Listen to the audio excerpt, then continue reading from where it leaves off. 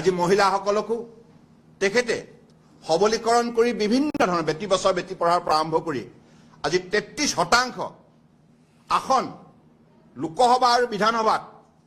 মহিলাসকলৰ বাবে নিশ্চিত কৰা হৈছে আৰু মহিলাসকলক আজি বিভিন্ন বিভাগত যেতিয়া দায়িত্ব অৰ্পণ কৰা হৈছে প্ৰতিগৰাকী মহিলাই শিক্ষাৰ্থীৰে নিজৰ দায়িত্ব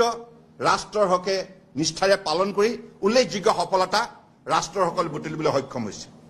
ঠিক তেনেধৰণে যুৱ শক্তিকো ষ্টাৰ্টআপৰ যোগেদি আজি বিশ্বৰ বুকুত ভাৰতীয় যুৱকে আজি বিশেষ সন্মান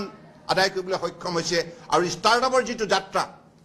সেই 2014 কেৱল 30,000 আছিল এটা প্ৰায় 1 লাখ প্ৰায় 60,000 অতিক্ৰম কৰিলে গতিকে এনেধৰণে 1,70 লাখ আজি যুৱক যুৱতীয়ে প্ৰত্যক্ষ আৰু পৰোক্ষভাৱে আজি এই ষ্টাৰ্টআপৰ আন্দোলনৰ যোগেদি উল্লেখযোগ্য বৰঙণি আগবঢ়াই তেখেতসকলে আজি মৰ্যাদা সহকাৰে উপাৰ্জন কৰিবলৈ সক্ষম হৈছে